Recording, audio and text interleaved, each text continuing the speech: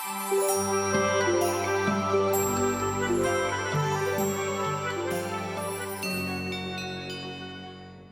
दोस्तों, electrical friendly channel में आपका स्वागत है।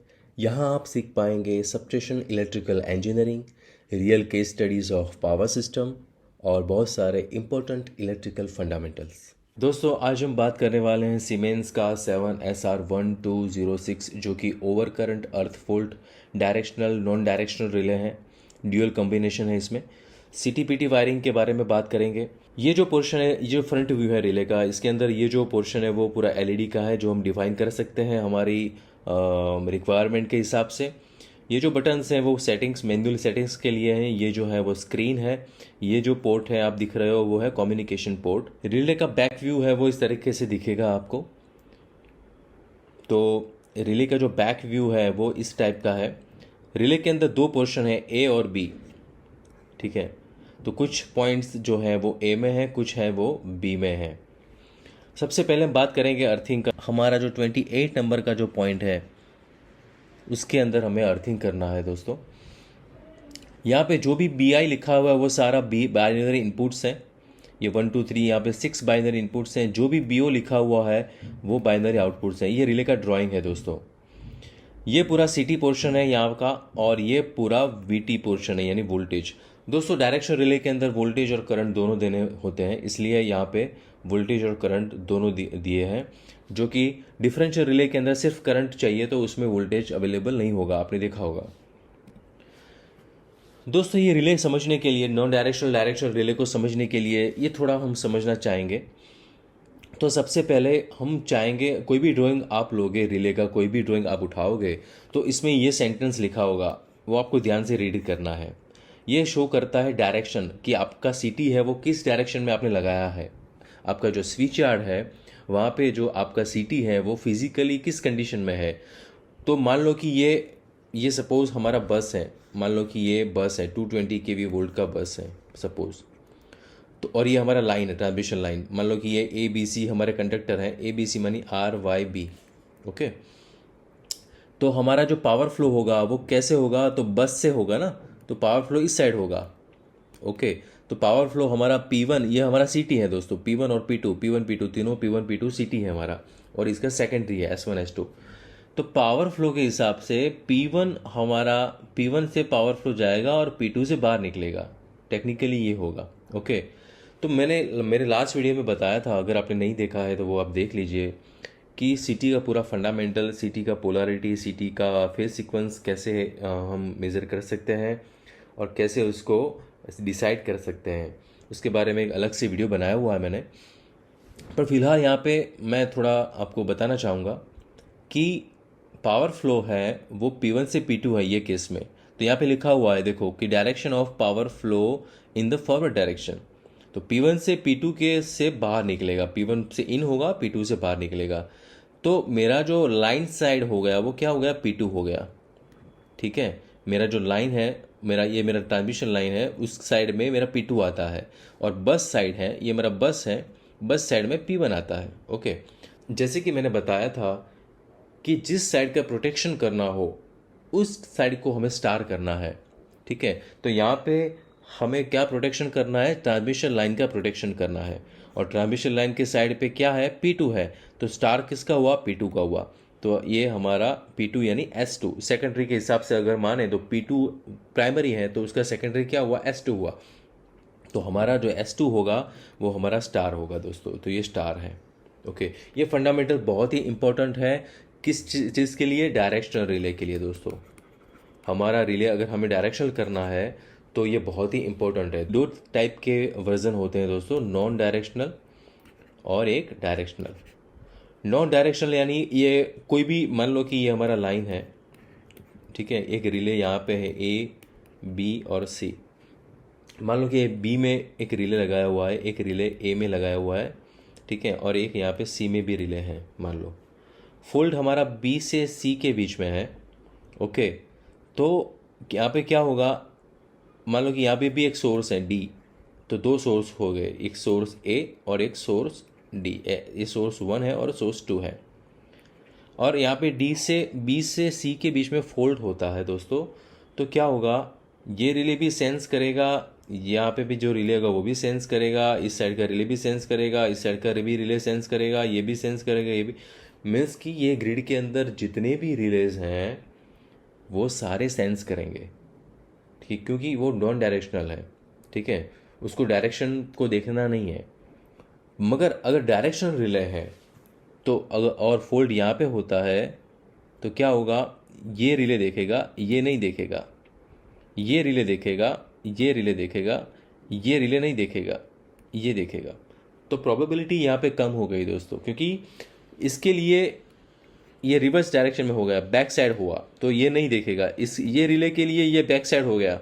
रिले ऑलवेज फॉरवर्ड डायरेक्शन में देखता है। ठीक है, अगर हमारा सेटिंग फॉरवर्ड डायरेक्शन में सही है तो रिले फॉरवर्ड डायरेक्शन यानी क्या हुआ कि आर, वाई और बी, तो ये फेस सीक्वेंस हमारा कैसा हुआ, पॉजिटिव फेस सीक्वेंस हुआ। ठीक है, तो आर, वाई एंड बी, अगर मान लो कि इसको हम डायरेक्शन फॉरवर्ड बोलेंगे, अगर मान लो कि ये कनेक्शन मेरा बी वाई आर हो गया तो ये रिवर्स डायरेक्शन में चला जाएगा दोस्तों, कि आर वाई बी, वो ऐसे कनेक्शन में उसको फॉरवर्ड बोलते हैं। अगर वो कनेक्शन रिवर्स हो गया बी वाई आर तो उसको रिवर्स बोलते हैं। वोल्टेज का और करंट का जो फेस डिस्प्लेसमेंट है आर वाई बी का, तो ये इसमें क्या होगा कि काउंटर क्लॉकवाइज डायरेक्शन में होगा हमारा। ठीक है, तो इसको फॉरवर्ड डायरेक्शन बोलते हैं।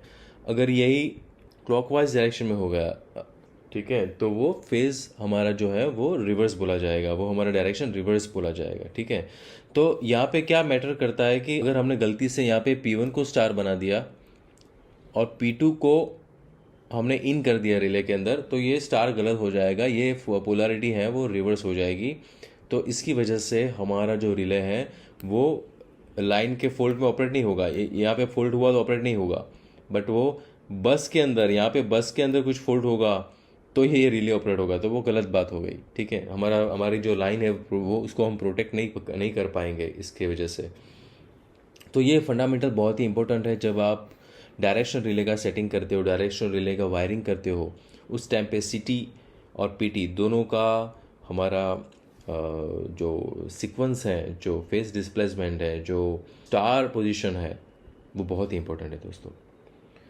तो यहाँ पे ये रिले के अंदर हमारे पास भी दो ऑप्शन है, 5 एम्पियर का भी है और 1 एम्पियर का भी है।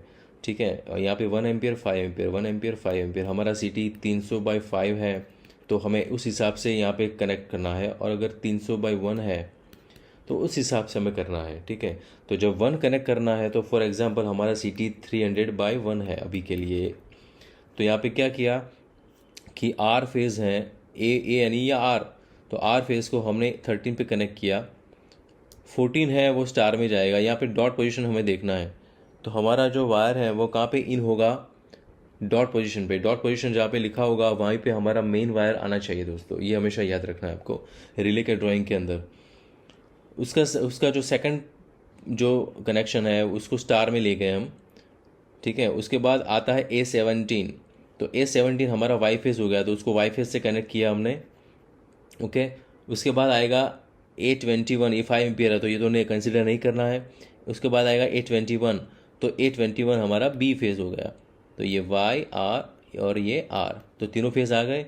अभी उसका सेकंड पोर्शन है जो 14 है, यहाँ पे 18 है और यहाँ पे 22 है, तीनों को हमने क्या कर दिया, कनेक्ट कर दिया और उसको दे दिया हमने अलग से स्टार में। तो ये स्टार का हमारा चौथा जो CT है वो स्टार का है, न्यूट्रल का है, जो अर्थ फोल्ड को सेंस करेगा। ठीक है, तो ये तीनों जो है उसको हमने अर्थ फोल्ड में दे दिया। ठीक है, और यहाँ से जो निकला वायर वो हमारा हो गया C17, यानी जो यार्ड में से, स्विच यार्ड में से जो आएगा उसको हमें यहाँ पे कनेक्ट करना है दोस्तों। ओके, तो यहाँ पे पूरा एक क्लोज्ड पाथ यहाँ पे कंप्लीट होता है। तो ये हमारा R फेस के लिए है, ये Y फेस के लिए है, ये B फेस के लिए है और ये न्यूट्रल के लिए है, यहाँ पे लिखा ही हुआ है। ठीक है,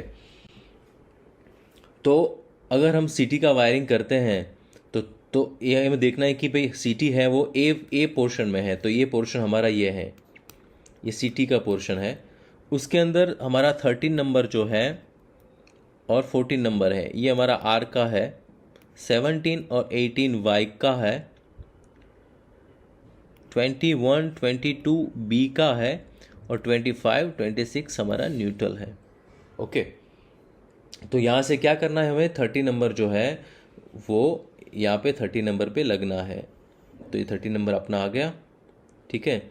उसके बाद 17 नंबर आएगा, तो ये हमारा आर फेज़ हो गया। 17 नंबर ये रहा, ये हमारा वाई फेज़ हो गया, ठीक है। 21 नंबर हमारा बी फेज़ हो गया, और हमारा जो न्यूट्रल है, ठीक है, 56 25 26, तो 26 नंबर जो है वो हमारा न्यूट्रल हो गया।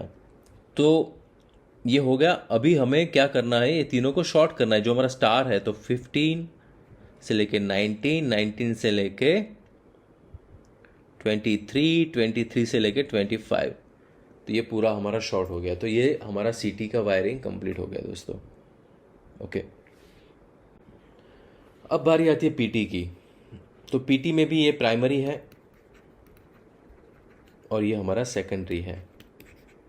तो प्राइमरी में हमने वोल्टेज दिया और उसका कन्वर्जन सेकेंडरी में हुआ। तो सेकेंडरी में भी ये वी ए यानी ये आर फेज़ का वोल्टेज है, ये वाई फेज़ का है और बी फेज़ का है, और उसका ये स्टार पॉइंट है न्यूट्रल। ओके, तो पीटी भी डायरेक्शनल के लिए बहुत इंपॉर्टेंट है दोस्तों, क्योंकि वोल्टेज और करंट का जो बैलेंस है वी आई जो बोलते हैं हम, उसके हिसाब से हमारा जो डायरेक्शन रिले है वो जज करेगा कि हमारा जो डायरेक्शन है वो फॉरवर्ड है या रिवर्स है। रिले ये एंगल के हिसाब से काम करेगा दोस्तों। इसके ऊपर मैं एक बहुत अच्छे से वीडियो बनाने वाला हूँ कि नॉन डायरेक्शनल और डायरेक्शनल को टेक्निकली कैसे डिफ्रेंशिएट करते हैं। ये मैंने थोड़ा ऊपर बताया हुआ है आपको, पर डिटेल में मैं बताऊंगा वेक्टर ग्रुप के साथ कि डायरेक्शन रिले कैसे काम करता है, नॉन डायरेक्शनल रिले कैसे काम करता है, दोनों के बीच में मेजर डिफरेंसेस क्या है। तो यहाँ पे दोस्तों अगेन हमारा जो आर फेज़ है वो B17 में लगना चाहिए, वाई फेज़ है वो B21 में लगना चाहिए, बी फेज़ है वो B25 में लगना चाहिए, और दोनों का सेकंड जो कॉइल का जो सेकंड पार्ट है ये पूरा कॉइल है, ठीक है, इंटरनल कॉइल है, कॉइल 1 2 3, यानी ये आर फेज़ का है, ये वाई फेज़ का है, और ये बी फेज़ का है। तो आर में गया, वाई में गया, बी में गया, और उसके जो सेकंड पोर्शन है उसको बना दिया कॉमन और उसको दे दिया हमने स्टार में। तो ये पीटी का वायरिंग है, इसको भी अच्छे से हमें करना है विदाउट एनी गलती। और अगर मान लो कि यहाँ पे आपने आर बी दे दिया, यहाँ पे आर दे दिया, इंटरचेंज कर दिया, तो क्या होगा कि हमारा जो सीटी का आर है उसके सामने पीटी का क्या आ जाएगा, बी आ जाएगा। तो ये गलत हो गया, तो हमारा रिले जो है वो गलत ऑपरेट होगा, माल फंक्शन करेगा, ठीक है, अनवांटेड ट्रिपिंग्स देगा। तो पीटी का पोर्शन ये है दोस्तों, V1 V2 V3, V1 यानी R, V2 यानी Y, V3 यानी B। तो ये हमारा बी पोर्शन में है, तो बी पोर्शन ये है। तो हमारा पीटी जो डिपार्टमेंट है पीटी का वो यहाँ पे है। 17 19 का एक कॉइल है, ये कॉइल एक है, दूसरा है 21 23 ये दूसरा है, और तीसरा है 25 27। तो 3 कॉइल हमारे पास आ गए, R, Y और B, ठीक है। तो हमें क्या करना है, R फेज़ का पीटी यहाँ पे देना है, यानी R, Y फेज़ का पीटी है वो 21 में देना है, बी फेज़ का पीटी है वो 25 में देना है, और बचा क्या, तो 19 23 27 इन तीनों को मिला के उसको शॉर्ट करना है। और हमारा जो पीटी का जो वायर आया, हमारा स्विच यार्ड से जो वायर आया, मान लो कि E81 आया, पीटी का जो फेरोल है वो क्या है, E है, तो E81 आया, उसको इसके साथ हमें क्या करना है, कनेक्ट कर देना है दोस्तों। आपको कोई भी क्वेश्चंस हैं या कुछ भी डाउट्स हैं तो आप कमेंट करें, और अगर आपको ये वीडियो अच्छे लगते हैं तो आप शेयर कीजिए अपने फ्रेंड्स, अपने कलीग्स के साथ, और हमेशा लर्न करते रहिए। Keep learning, keep growing. Thank you very much.